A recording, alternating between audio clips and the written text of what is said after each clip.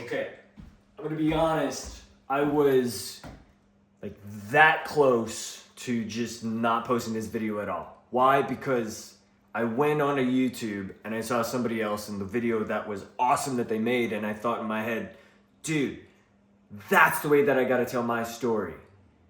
And then I was like, that's the perfection monkey. No. So, with that being said, I was that close to not getting this video out to you. So please have the grace on it that it's not at the quality of everything else that is so amazing. And equally, thank you for your time, for watching and listening and experiencing what I have to say here. Yeah, the perfection monkey, we don't want to give it any more place here. We want to just create, just let it out, just process it, let it out. I'm talking to the dogs, right? We want to let it out. Freaking trying to ask myself which Eric is in here. If you could see inside my head, it's like the inside of the movie Inside Out, where there's an office of all the different versions. Well, right now it's the director. I am Epic World, the director. Welcome to my story. This is the most generalized version of it. The intelligence for goods fiasco, then the delusion that happened during it, me being homeless, needing psychiatric care, not knowing what happened with the money, hitting depression, living a year of my life, working a job I hated, losing my best friend, all this stuff. I don't have to list it out. I'm gonna delete this part, obviously. That's what I say every time, just so that I can, it's like I'm short-circuiting right now because I'm self-aware and self-analyzing my own self, performing and speaking on camera and coaching myself subconsciously within my mind. So you're gonna hear about all this stuff. As always, peace be with you. Right, please go listen to the music, support your boy, become a part of the channel in whatever way that you support, do that thing, subscribe and like the video. The most powerful thing that you can do right now is you can share this video with somebody. Enjoy the video. It's Epic World. So this is a brief, I gotta get my glasses.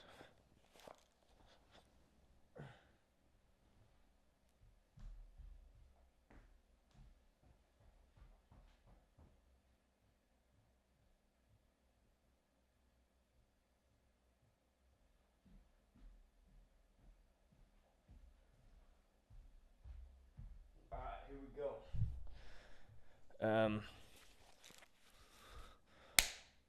Nice. Okay. So I don't even know how I look in the video like this, but this is all right, everybody. Thank you for being here. I'm Epic World Eric, and I wanted to tell my story about what happened in 2021 all the way until this current point where I'm at in life now in 2026. The short version of it.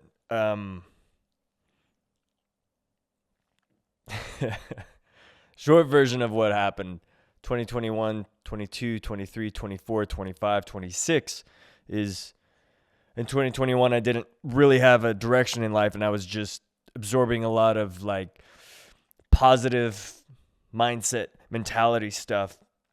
At the end of 2021, I went to Mexico with my dad to escape British Columbia, to get out of this place.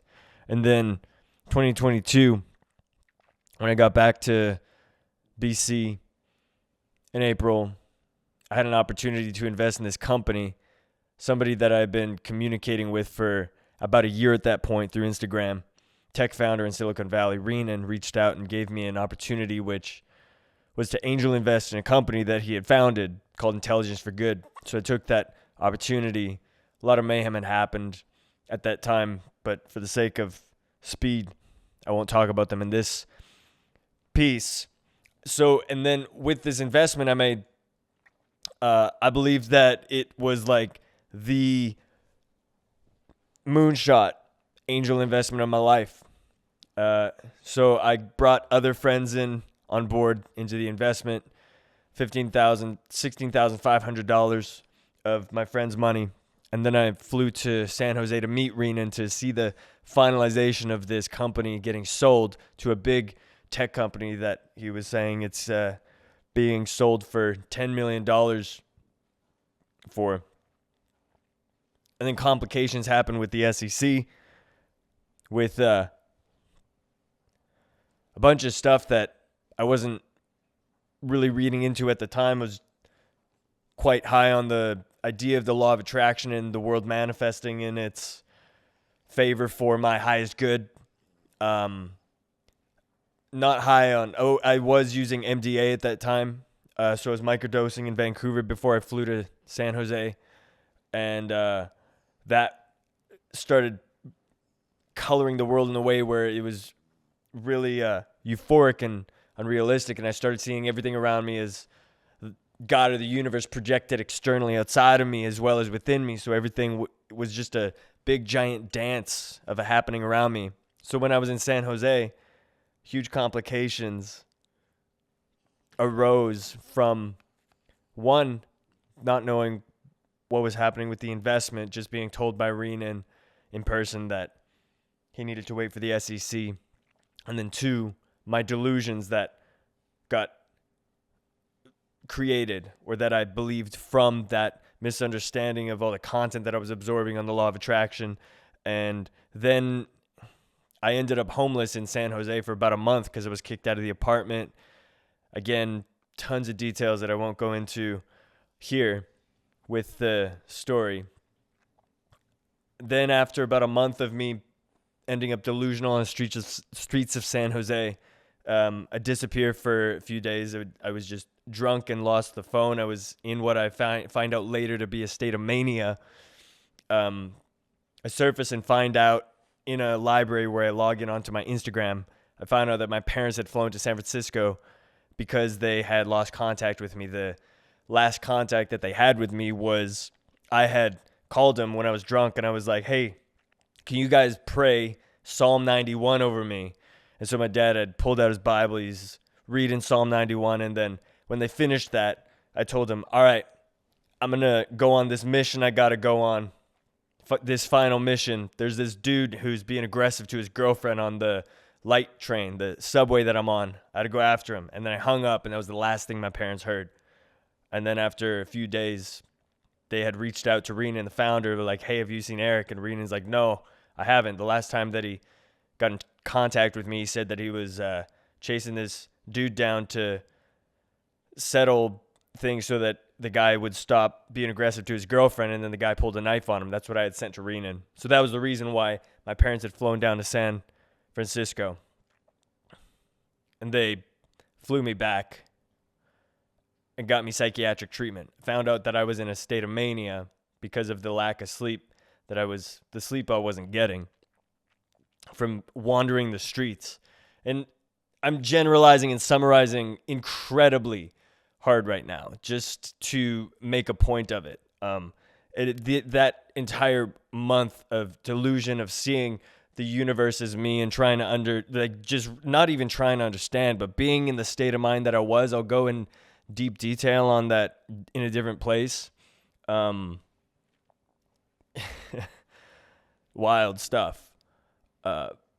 So when I got psychiatric treatment in Canada, at that point I was still in this delusion land of like, oh, the investment is gonna come out, even though I was continually being told by the founder that it will happen, like that things are gonna work out.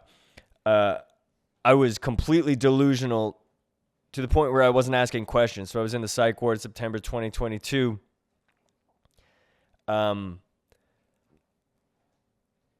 And at that point, I was like, okay, I've got to believe and be positive about the outcome and just really trust and believe that with my faith and with the energy that I put into this thing, it's going to really work. It already has worked. You know, like the kind of space that I was in was completely ignoring any possibility of it not working out. And so then that over the last months of 2022 started coming to I guess, back to reality. You could put it that way. I had a little bit of olanzapine as a 1-week treatment in the psych unit. And then I was like, nah, I don't like this medication. I want to go off of it. Stopped using it. And then when the winter came in here in Canada, up in British Columbia, that's when I started going, oh crap. I started seeing the loans on the credit card that I had loaned the money to put into the investment on. The payments were like $800 just for the interest.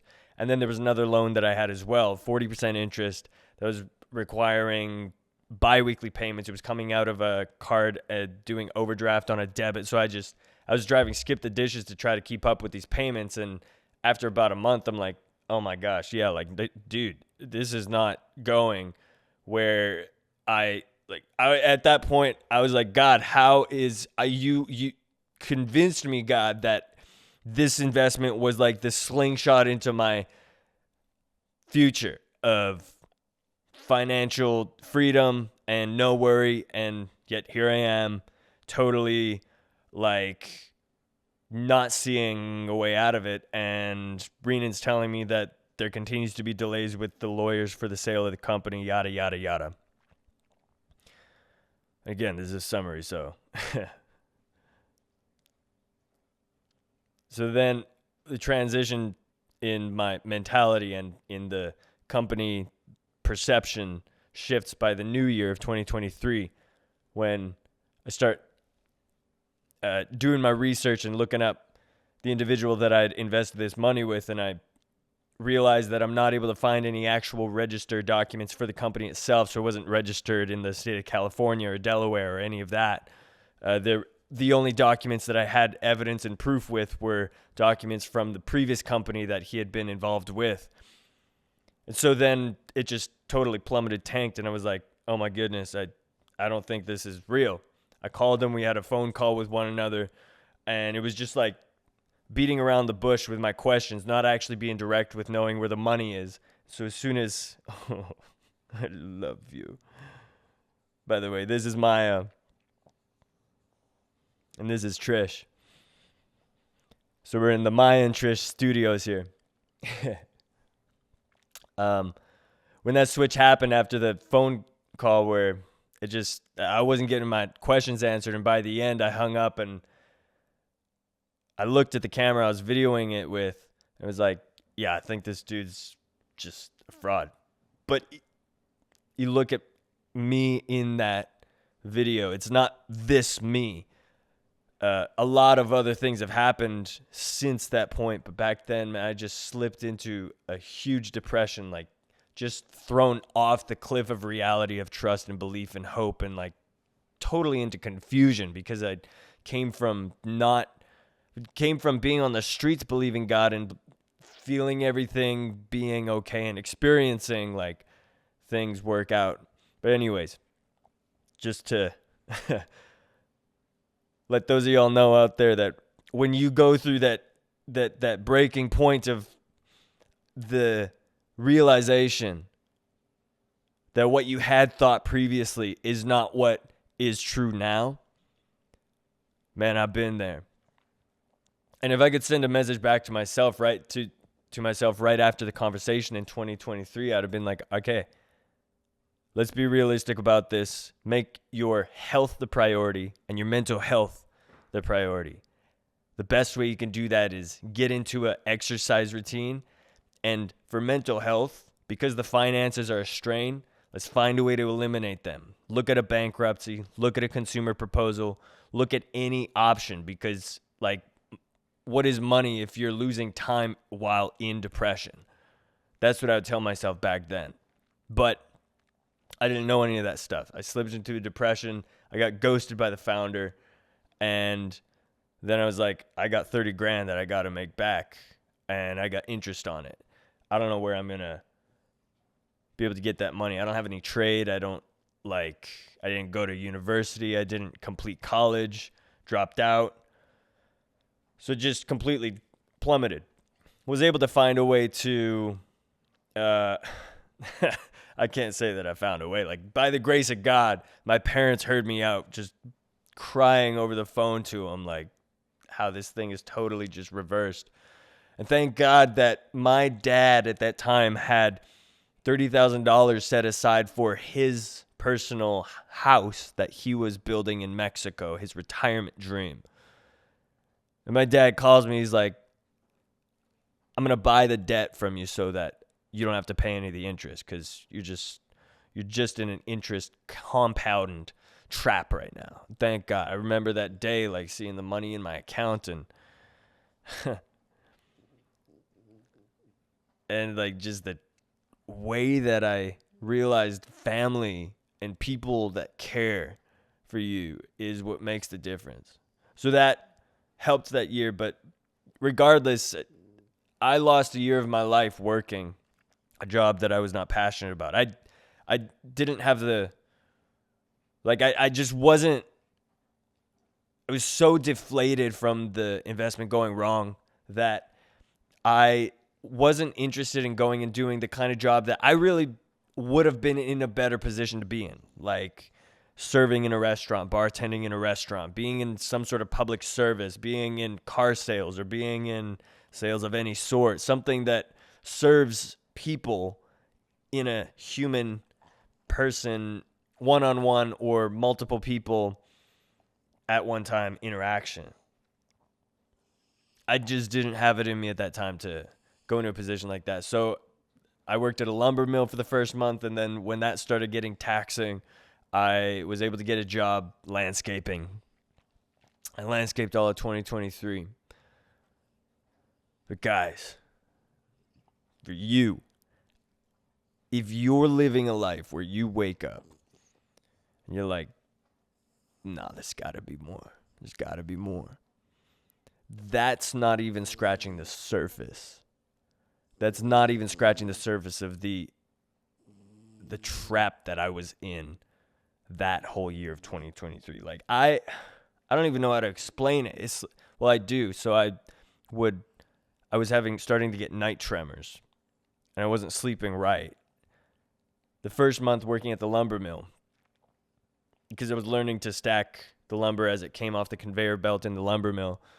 So as I went to bed, the sleep tremors happened like this, where I recall having my eyes open up while I was sleeping, and I recall seeing like my actual physical body, not a dream, my physical body, but my brain is asleep. I saw my hands moving as though they're trying to stack the lumber, and I was anxious that I might stack it wrong. So my brain was just like, that's what was going on. I was completely disheveled. That was just the first month, but it was the January 2023 was the most peak overload time. At the same time, my older sister was getting married at that time. What a time. Anyways, fast forward. Long story short, I get through 2023 by the grace of God. March 2023, it hit me back then so hard, and it still hits me now. My best friend, Sasha Skrinikov, overdosed on cocaine that was laced with fentanyl. And right at the time that I was going through all that, with the investment going downhill, getting ghosted, and then having just a little progress been made by that point to work towards the financial goal, when my best friend Sasha died, that felt like, okay, God, it's it. You know, it really can't get worse than this. I was 27 years old. I came out of seeing that I was a millionaire, believing I was a millionaire, and with that investment, and being told for over a month and a half, 2 months, by the founder in 2022 that the investment was a sure thing and it was on the way. And then completely having it reverse. That was really challenging to go through. But you know what? Even though I'm really thankful to God that I made it through 2023, I really would have done it different. Because in 2023, that's when my vape addiction started. I started vaping because the person I was working with I told myself they're a hard person to work with. And so I liked the Nick hit from Nicotine, and I'd look forward to it at the end of the day. Paying off these finances like I deserve at least something. 99% of my money is going to paying my dad off for the $30,000 that he bought my debt with. So it's like, okay, I'm just going to get the vape. I would not have done that looking back. We replaced it with a gym routine or with group fitness like basketball or something like that, yoga. I've got pictures of myself with a beard that I grew in 2023 during that dark night of my soul. Whew, I'll talk about it more somewhere else. So moving on, when I finally paid that money off, I achieved the goal that I was looking forwards to that whole year. I just forgot about the person that I'd invested the money with.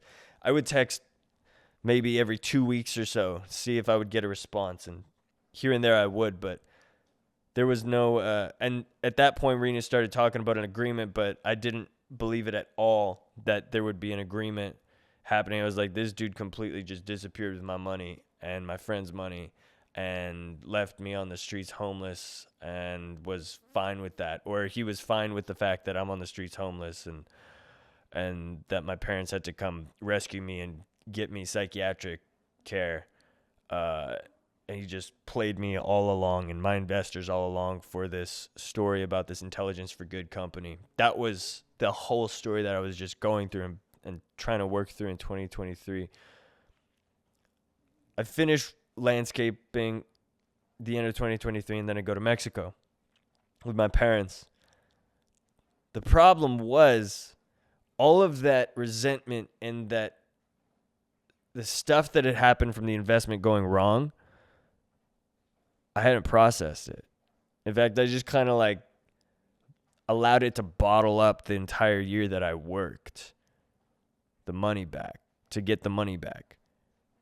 I didn't process it by talking to anybody. I was closed off to the support at that time. I had my parents there for me, and I'm so grateful that they were present. But what I mean by processing it is that I didn't go to individuals. I didn't go to groups with people and say, this is the thing that happened to me. I made an investment and then the person now has disappeared with the money and I'm making the money back and it really sucks. I didn't do that. Like I thought, okay, I'm just going to isolate, keep it to myself. I'm not going to be anybody's burden. That was part of it. And all that. It would have been nice if I did. And that became a problem because, so 2024, I get to Mexico. I'm like, I finally did it. It's good. Over the course of a few months, my friend Chris and I, we sailed down to Zihuatanejo in Ixtapa, and I started drinking alcohol, like a lot of tequila. I was having a whole 40 of tequila every day with Chris. And that felt good to me because I was like, you know what? I made that money back. I got through it. Like I lost my best friend but I got through it and I'm never going to go back to that. But I hadn't resolved the whole complication that happened with Rena. And I was like, I kind of ran away from really being able to confront it. And I just allowed addictive habits, vaping, drinking alcohol, acting like a kid.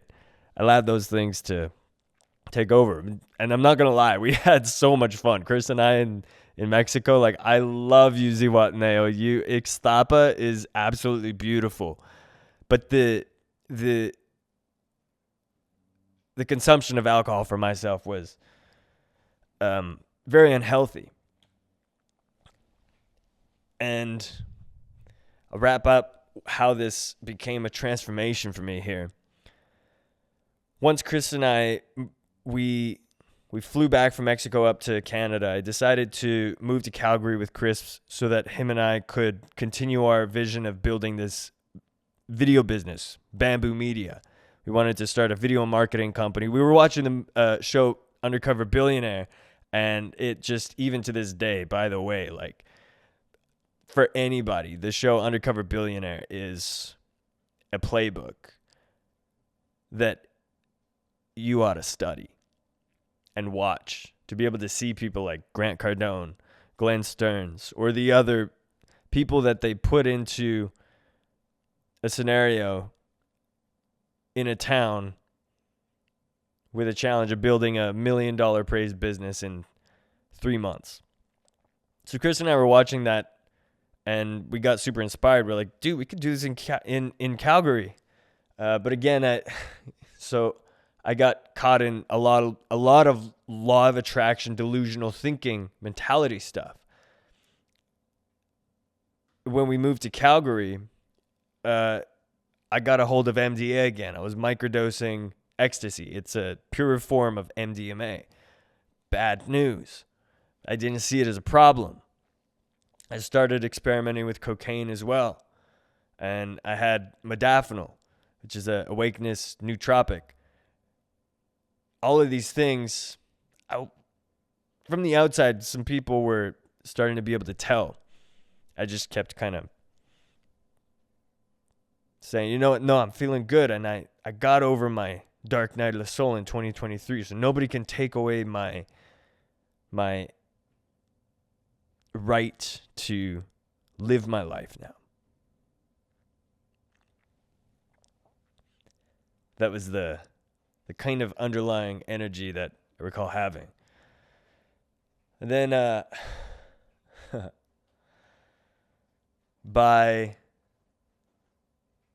was July 2024, I hear about this thing on spiritual TikTok or something called Moldavite. I hear it's said to do transformational kind of things in people's lives at a really rapid pace, almost in ways that are startling. So I was like, yeah, right. But I really wanted to level up and go to the next level. So my cousin Michael, on his wedding day, I go to a place and buy some Moldavite. And dude, I'm not saying that what happened next is all because of the Moldavite. I mean, it's not like cause and effect, but it's part of the story, right? So for me, that's how that's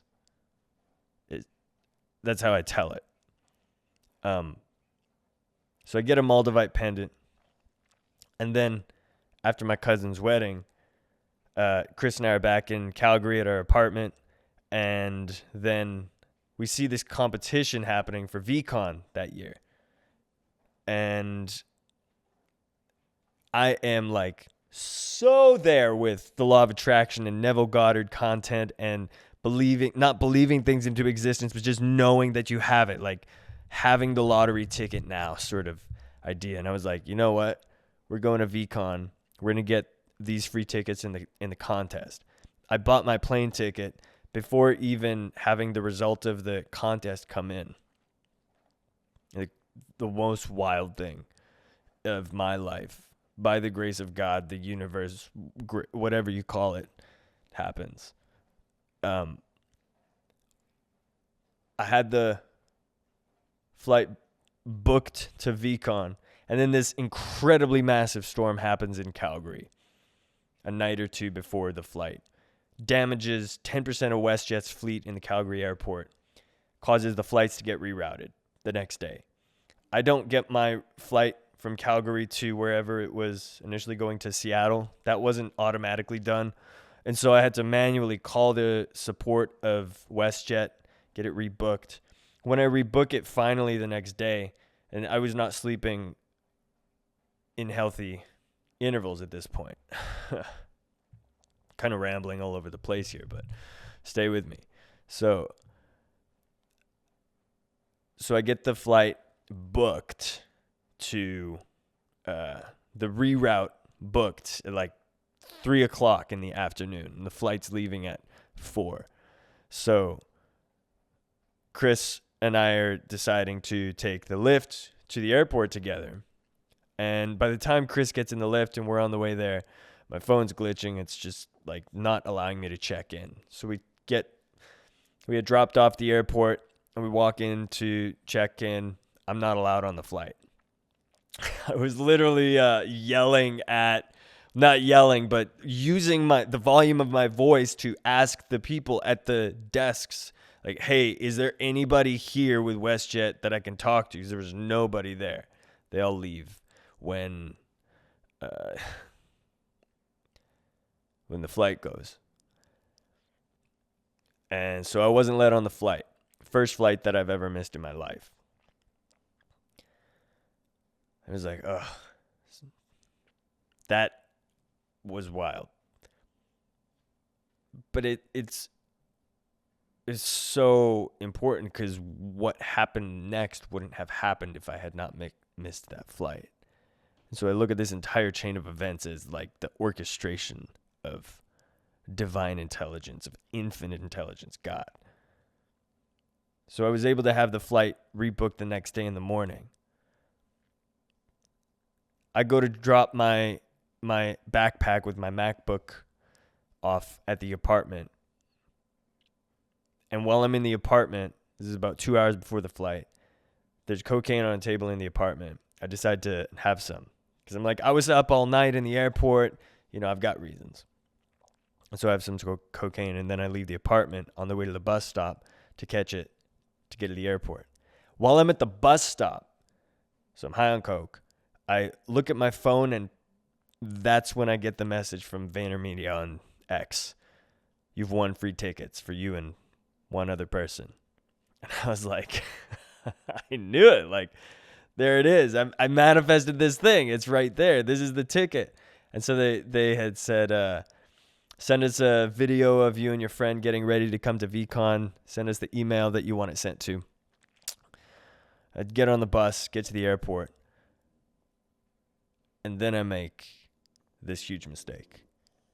I also had armodafinil in my backpack, which is the long form of modafinil. So armodafinil stays in your body. It has a half-life of about 12 to 15 hours. I take half a pill of armodafinil while I also had cocaine in my system.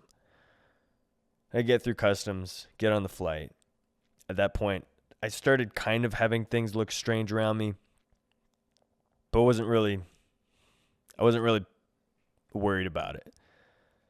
So I get on the flight down to Salt Lake City.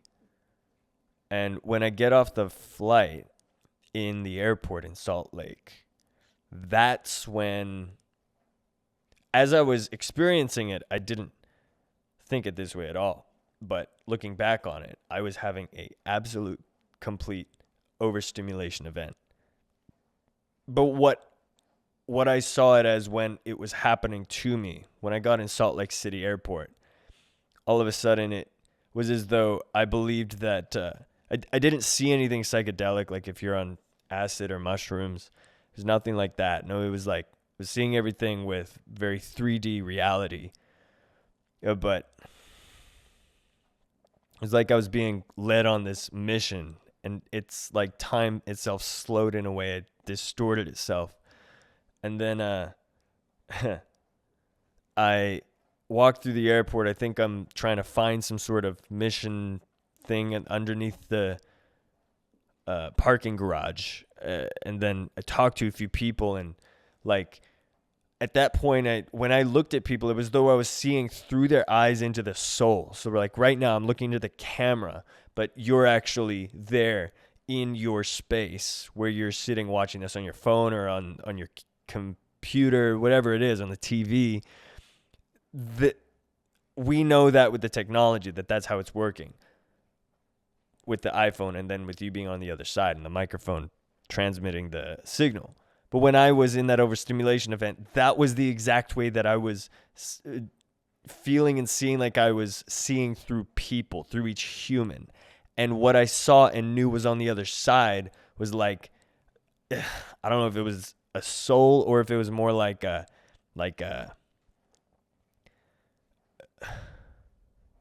yeah, I don't know. It was like some sort of secret CIA agent thing. And so when I looked in people's eyes and talked to them, it was like I was talking to the medium or the entity that's actually porting into their body and talking to me. what that overstimulation event does is I experience it. I go through this parking garage, really start having this hit, and my logic center went out the window. So I thought that I was at one point needing to find out where this sex offender was that my brain was convinced I'm supposed to find in this parking garage in the airport.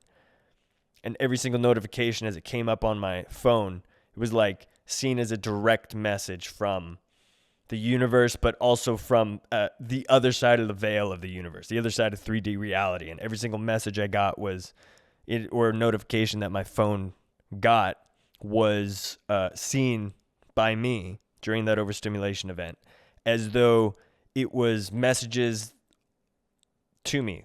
The same way as if you were watching a live stream on Twitch, or you were watching a live stream on YouTube, and then you were commenting things or sending comments, that would go to the live stream, and then they would see it, and they would actually be able to react to it, right? So that's the kind of way that I perceive the comment. So I see something from like Alex Becker, and the notification said, oh, he can't do this. And I saw that as though Alex Becker's actually commenting on my in real life 3D live stream that was happening.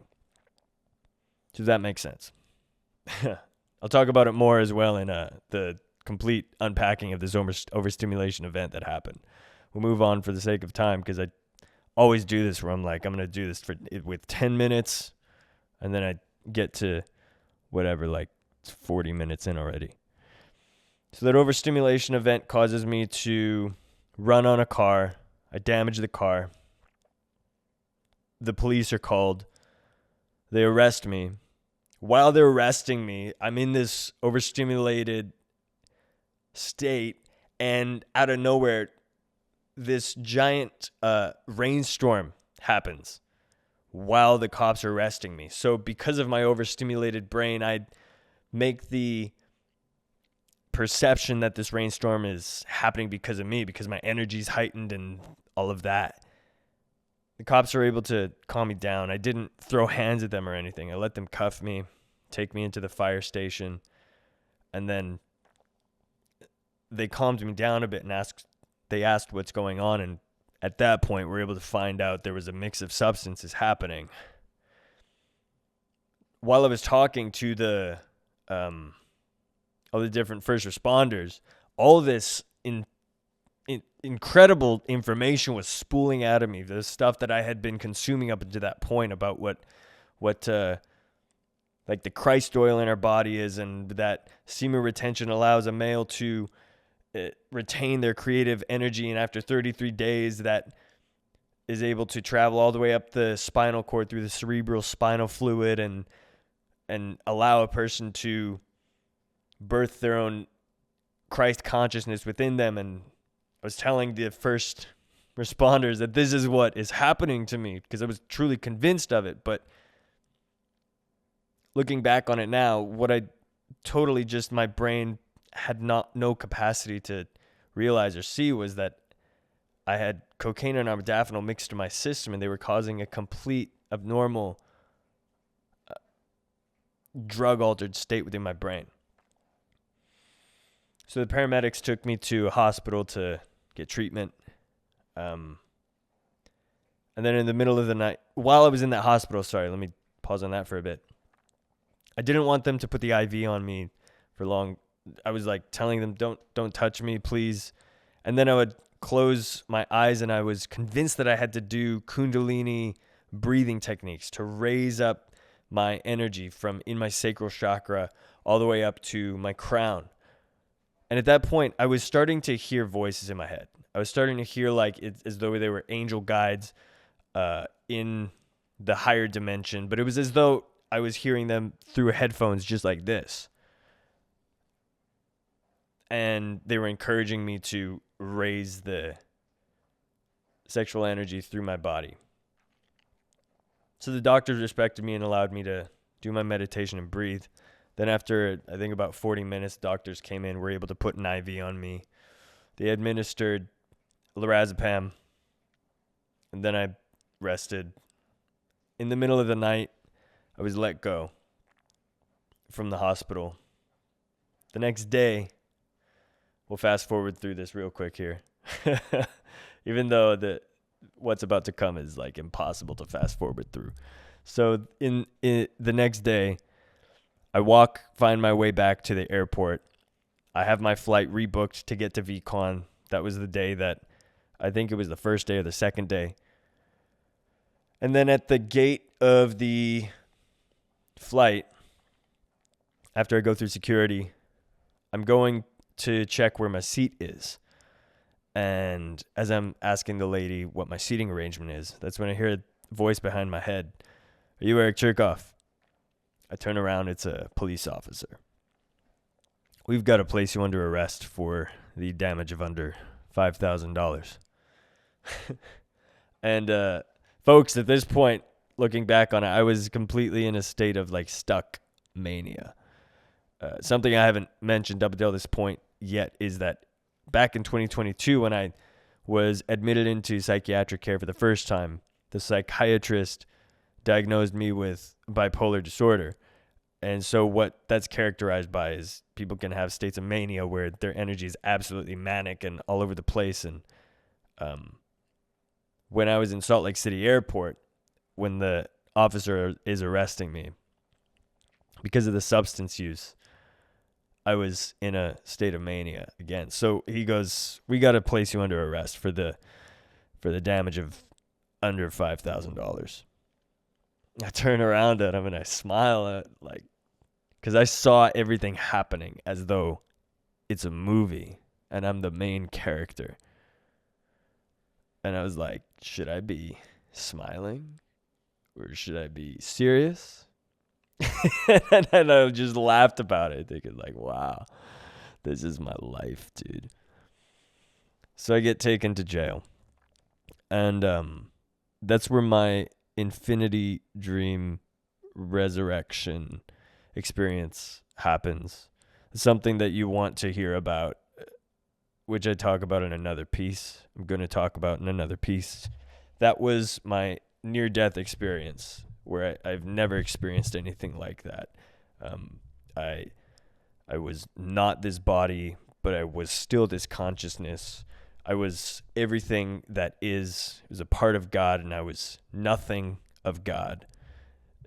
I was at different densities and different layers, and I traveled outside of time and space. It was quite something that happened.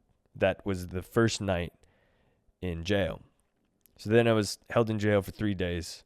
When I got let out, then I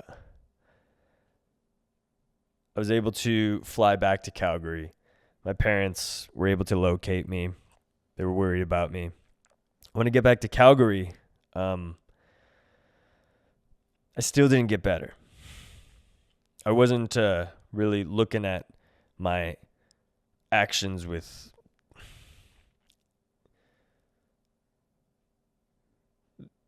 how can I finish this sentence? Like, I wasn't really self-conscious of the behavior that I was demonstrating. I wasn't seeing the nicotine that I was vaping every day, for instance, as something that's toxic to my body. And I didn't see the drinking alcohol as a problem at that time. And then through an assortment of another month and many events, I become manic again, and I get lost in Calgary. I lose my friend Chris's car. I'm driving it one night. I was convinced that I was breaking out of the Matrix, guys. Dry throat here. And I was gone from the apartment for multiple days. This is August, September 2024. And then I don't know where my friend Chris's car is when I parked it at this park. I took this backpack with me that I had, pink backpack. And then I start walking and end up walking for, I'm not making a number up here, for 2.5 days. I walked for 2.5 days. And I don't have sleep during that I can remember. But it's as well with my memory, it's kind of fuzzy exactly where I went because I didn't have proper sleep. For our brain to have proper memory cycles, you've got to actually go to sleep. I didn't have that. And then by the time I get to the apartment, I don't have the key. I'm trying to get in, knock on the door. The landlord won't let me in. I'm in a state of mania. And so because the landlord won't let me in, I knew that the apartment is on like the 4th story. I just backed up and yelled at the top of my lungs like, Chris! Chris! And he comes out on the deck, sees that I'm out there. Lets me into the apartment. And that's when I see my parents are in Calgary. And all my stuff's packed up. I'm like, what's going on here? What's happening? And that's when my roommates were like, Chris and Micah, they're like, dude, we're worried about you. You drank all of Micah's liquor. You've been gone for days. When you come back, your feet are dirty. We don't know what's going on, but we think it'd be best if you get help. You haven't paid the rent for September. It's like September 15th or something. And in that state that I was in the state of mania, I didn't see it as much. It was like, oh, what do you mean? So my parents were able to take me to my sister's fiance's place, talked with them. And by the grace of God, I go with my parents. It was like, all right. Now, why it was so difficult for me to kind of see it and actually go like, oh yeah, you know what, you guys are right, I need help. Why it was so difficult for me to see it is because of the delusion with the law of attraction that I was having at that point. Because at that time keep in mind, I had just gone through being on the streets for days. And I was convinced that I'm breaking out of the matrix. And I was convinced that God, the infinite universe, is taking care of me at every step of the way. At every step of the way. Is that even the right way to say it? I don't know. And my brain wasn't in a healthy state. So it was so difficult for me to, in a grounded way, accept that I need help because my brain and my body was pushed into a state of survival where I was like, yeah, I'll be fine. You know, I could just go find somebody that'll rent a garage from or whatever. You know, it's always going to work out. Like the universe is infinite. The opportunities are infinite. That was the kind of mindset. But thank God I had my parents get me help. They took me back to Vernon. Then I was checked by the psychiatrist after a few days of being in the hospital for what I thought was a voluntary stay. I then find out September 2024, I am a involuntary patient under the Mental Health Act. And I was not able to leave the hospital. The psychiatrist had concluded I'm in a state of mania. I'm not in a good state for my health. And I need treatment. So that kind of hit me back then. It was like, you kidding me? Like, I thought that everything was good. Now, maybe there's like, you know, some things that I could work on, but I thought, oh, it's just a bit of alcohol. It's just I'm vaping here and there, but I can stop vaping if I want. I can stop the nicotine if I want. And then I get in the hospital and I'm mandated basically to get treatment. So for 2 months I'm in the hospital. And that is the time where I started thinking to myself, dude, what got me here? What's happening here? Like,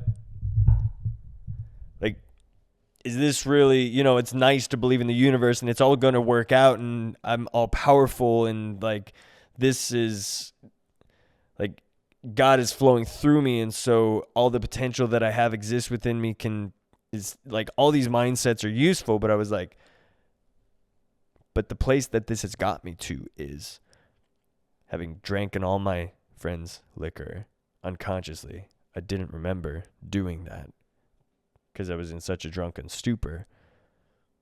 Or maybe, who knows, maybe I was possessed by some spirits. I'd prefer not to accuse spirits or talk about spirits despite the experience that I had in jail. And the reason I don't prefer that is because we don't have technology to be able to read and identify and show if there's actually, spiritual entities or interference happening. So if we do have gear to be able to confirm it, then I'm all for it. But to say that was the reason why I went off the wall and was manic walking through the streets in Calgary, I can't really put that as a prime reason because you can't see it. So then, yeah, I spent 2 months getting hospital care. I was in during that time, I had a deep delusion about Ariana Grande. Like, I was absolutely convinced that Ariana Grande and I were like this, like boyfriend and girlfriend relationship in the astral realm. It's part of my head, I believed when I went to sleep in this 3D dimension that I would wake up and I'd be just like these dogs right here and me speaking on this mic. I believed during that time that I would wake up in the astral realm and there's Ari right beside me, like she's my bae. And she'd be like, "Good morning," or however. And I hadn't heard any of her music prior to that point, so to try to unpack what it is that caused my brain to believe that, I don't know, but it's part of the story. It's pretty awesome. Like, I still love Ariana Grande's music now, but back then it was significant because I didn't want to take a medication run. I was like, you know what? I'll ride it out in the psych ward until I get out. I don't need to take medication. I wasn't telling the doctors about this delusion about Ariana Grande or my support worker, my occupational therapist. But then when my psychiatrist comes to me and he's like, here's the recommendation I have for medication, I'm recommending Ari Piprazole. He says that name, Ari Piprazole. And right after I go into my room, my roommate who was with me, he distinctly says, "Hey man, what with the medication? Like, what if they're just trying to help you? What if they're just trying to help you?" And because he said that, and because the name of the medication had Ari in it, to me, I was like thinking, okay, well, whatever entities are actually beaming into our flesh suit bodies, those alien beings beaming in, they're trying to tell me, yo, take the medication run. So let me just push this to the finalization here. I'm totally telling this story so many different ways. Hey guys, if you're liking this, I just want to let you know I appreciate the support. I want you to know that I'm telling this story so that people who know that people who have been in the dark, people who have been hidden, people who have felt like they're unseen, people who have gone through challenges, people who have really failed, those of you, you know who you are. I want you to have the confidence that you're not alone. I've gone through it. That's why I'm glad that I get to tell this story. There's power in being able to have courage to tell the story. That's why I'm doing this. And I appreciate you being a part of it. I hope that you're able to share this and that it's providing value.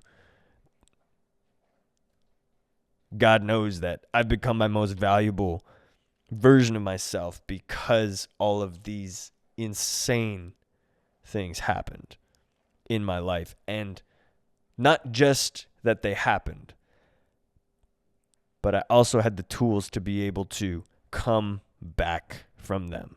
And that's what I'm going to get into next. So in the psych ward, I start taking aripiprazole. That starts bringing me down from the state of mania. And then while the new year is coming up, I was thinking to myself, you know what? I want to get back the control in my body. And I've kind of lost everything. I literally lost my backpack during the mania in Calgary. I've got basically nothing. I'm coming up on my 30th birthday. I want to get control of my habits again. And I thought to myself, I'm like, okay, I remember reading a little bit of Tony Robbins' book, Unlimited Power, back in 2016, which, by the way, right now I'm watching the documentary he's got on Netflix. It's incredible stuff. I know a lot of people are not about it, but for me, I see the techniques and I've experienced how they worked for my health. And so I say that it's something that you should be willing to check out, because success leaves clues. So I'm nearing the new year of 2025. I'm being let out on long extended leave from the hospital, which means that I can leave the hospital, go stay with my parents. And I start thinking I'm going to use some of those techniques like neuro-linguistic programming and self-talk, becoming the general within my mind, the director in my mind, and I'm going to stop vaping. I'm going to stop drinking alcohol. Alcohol was pretty easy because I was not drinking alcohol in the psychiatric unit, and cannabis as well. It's like, I'm going to put them all behind me. I'm going sober. I'm going to make a really small goal at first, like 1 month. And then after that, I'll see if I can do 2 months, and then 2 months will become 3 months, and so on and so forth. 2025 became my transformation year.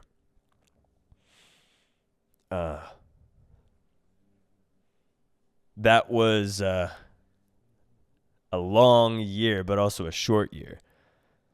When all the intoxicants and substances are gone, like when your body and your brain is used to vaping every single day and receiving this nicotine on a daily basis, on an hourly basis, then all of a sudden, like, it's gone. It's so much space for you to be able to have, and in that space was the challenge.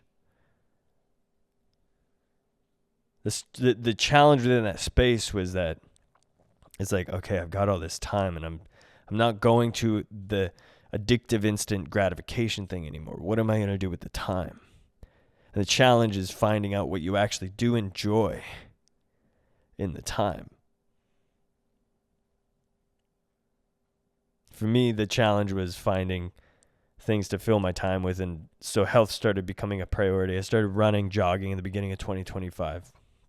I also wanted to see if my brain still had some sort of capacity, because after going on a 50-day run of aripiprazole and then deciding personally to quit, I started having these cognitive slowing effects where I was having difficulty with my working memory, with being able to think the way that it felt like I was before. And so it was like, is my brain even still effective?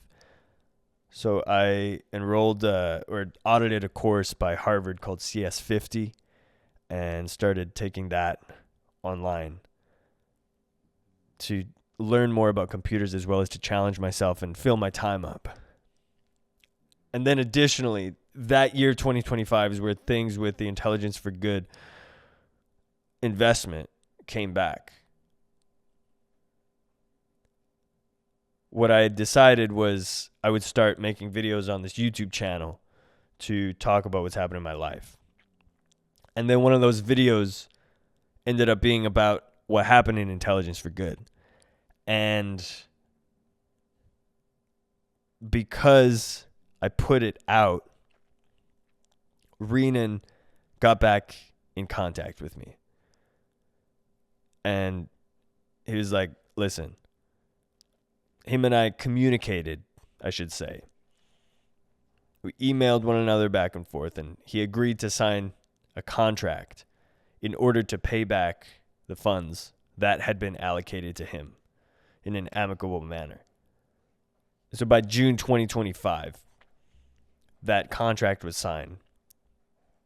And he's been good on sending those payments through. Another thing that I tried that year in 2025 for about 6 months was semen retention for the first time. Sexual energy retention, where instead of expelling your sex energy and pleasuring yourself, you retain it, you channel it into your inward focuses. I started going to the gym in 2025 as well, July 2025. I started reintegrating with the community, and it was like that was a challenge at first because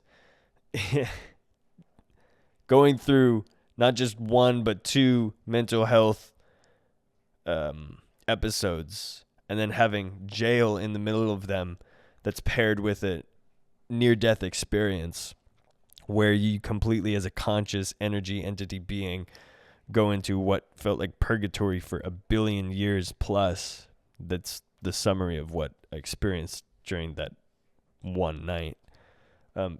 Having experienced that and then coming back and for me thinking, okay, wow, now like God, thank you that I'm alive. Thank you that I've got my sobriety back. Thank you that I'm not like worse off. Thank you that I've got the resources that I have. Thank you that I have my family. There's all these incredible things to be grateful for, yet the brain is still loves to kind of, it self-protects itself. And so that self-protection looks like being a little more careful with how I handled myself in public and who I would talk with and figuring out who is safe to tell my story to.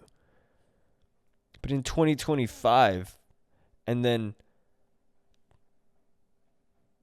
turning forward in 2026, moving forward in 2026, the more people that I started telling my story to and I shared my struggle with or my challenges or the breaking points that ended up being transformation points, the more people that I communicated with, the more people kept saying, you got to keep going.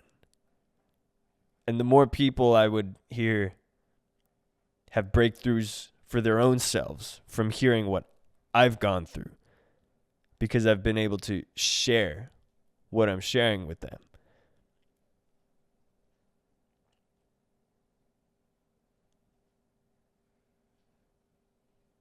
And what that leads me to believe is that for you and for me, yeah, we might be misfits. We might have,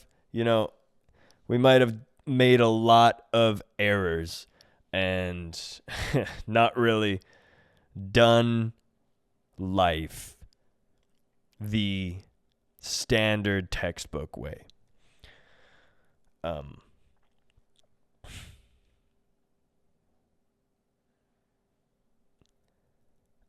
And you know what?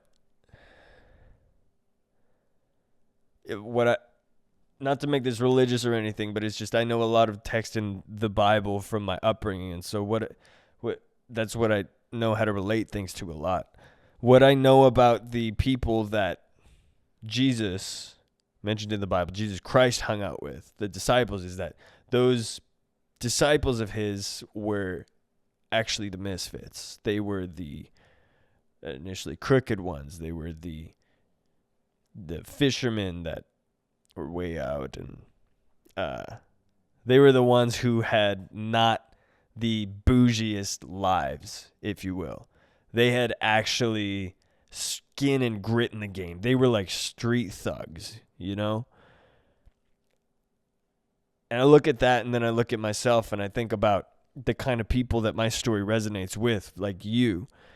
I think about the fact that when the transformation finally does come, the reason that I'm so grateful that we get to have that is because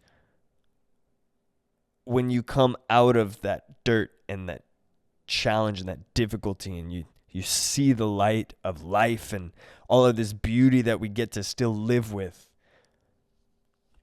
it allows you and allows me to to use it to be able to grow our community and to really understand people at a critical level. Like some people who've never, they've never left their home. They never left the system of going to university or they always listened to their parents. They always did the good thing, and they've been doing that over and over. And I really think that that's a beautiful thing. But that person, simply if they sit down with somebody who's been through, so the drug ring of somebody who's been dealing drugs for years, and I was never dealing drugs, just for the record. But not that it matters, but like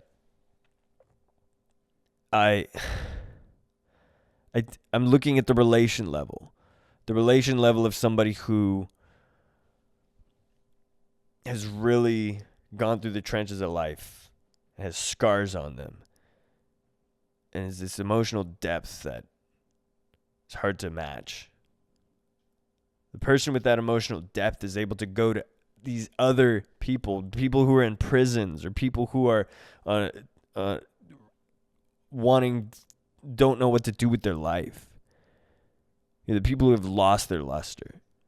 It's those people that you're able to actually communicate with, that you're actually able to resonate with.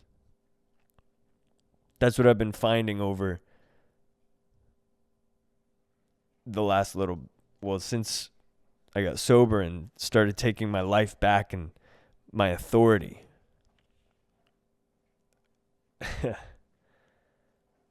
Man, I'm so grateful that back in 2016 I saw the I Am Not Your Guru documentary, and I started reading Tony Robbins stuff, because it would have been beautiful if I had listened to it back then and I just implemented those steps into my actions. But the way life goes, I chose a different path of where I ended up here, and yet it was the techniques that Tony had put out and that other people teach about neurolinguistic programming. Now I'm learning neurotransformational therapy with Luke Hawkins over in Australia.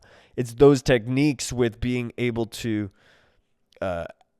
talk to understand the mind and the blueprint of life and intention and self-talk. It's those things that allowed my transformation to happen in the mental health system without an actual life coach coming in and telling me, hey, here's what you got to do. No, like I already had those tools. So when I was in the psych ward, I was like, okay, you know what? Yeah, medication might do it. I can quit the nicotine and alcohol and cannabis, but there's a other level that I know is critical to this. And it's the self-talk, the mental talk of I am enough. I am strong. I am not a smoker. I'm not a vapor. I am alcohol-free individual. Those kind of things I was able to leverage. Anyways, this has gone for like an hour with my short summary. Now where I'm at in life, it's 2026 in April. I'm playing. I started establishing my music business last year, Epic World. Whew. Feels like I just got a whole story off my chest. I founded my music business last year in British Columbia. Worked with Community Futures in Vernon. Took a 20-week startup course to actually found it and start putting work into it. I've started finding wonderful people in Kelowna and dog sitting for individuals again. But most importantly, I didn't come out of the psych ward in 2024 the way that I did in 2023. Or in 2025 the way that I did in 2023. Back in 2023, I came out and I was just like, got to make this money back. Got to do whatever it takes. And then I hated my life and I just went into like the dark night of the soul. that didn't happen. In 2025, that didn't happen in 2025. In 2025, I was like, no, you know what? I'm not going back there again. I need to find out what it is that I actually have passion for. And I know it's in my music. I know it's also in communicating with people and seeing other people reach to the highest expression of themselves. So I started digging into that. And I'm finding so much to this day now, like I'm finding so much joy in that, because instead of just going to a job that I hate, I'm doing things that challenge me. Even this, like recording this I don't know what to call it, this podcast, this YouTube video, this short little TikTok, Instagram snip, whatever it is, with me simply being able to set the microphone up and finally do this again. It's challenging me, but in a passionate way. You guys don't even know, like before actually hitting record, I don't even know if the camera's still recording right now, but we're going to believe that it is. Before setting it up and hitting record, it took me like ages just getting out of my head and being like, you know what? I'm just going to set the mic up. I'm going to test run it. I'm going to just hit record on the iPhone, and I'm going to do the bare minimum, like Atomic Habits in the book that James Clear wrote says. You just got to do the bare minimum of the thing that you want to achieve as a habit. I said, I'm just going to do that. To be able to get out of my head, because the pressure that this story that I've lived through and the mess that it was has created within myself, in order to get out of my head, I'm like, no, I'm not going to let it keep ruling my life. I want to get it out so that the person that you need, that you the person, okay? I needed it to get to you, not to just be stuck with me. And to be able to get to that place, that is what I'm so grateful for. And that is what I encourage you to take from this. I want you to be encouraged to share your story, even if it's in person with people, even if it's with family members, to share your life and to talk about the lessons and the challenges that you've overcome. That's what creates change in people, in individuals. And it also creates a sense of realizing your own self-worth for you. I want you to go out there and share good things. Make the mess your message. That's what I've been doing here. This is the short form of my Epic World origin story. I really appreciate you being here. I thank God that I'm still alive. Like, oh man, all praise to the Most High. And I'm going to wrap it up. I'm going to wrap it up and shed blessings your way.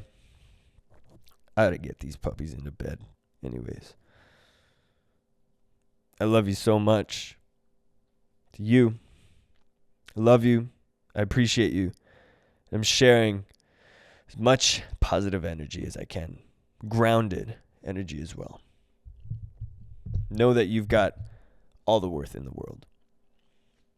April new moon. Peace out from Epic World. That's it. All right. Don't forget to subscribe and follow along.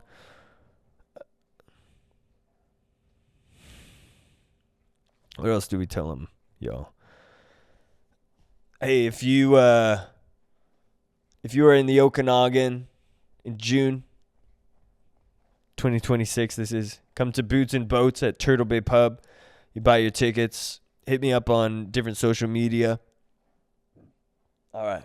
I appreciate you. God loves you. God's proud of you. Peace.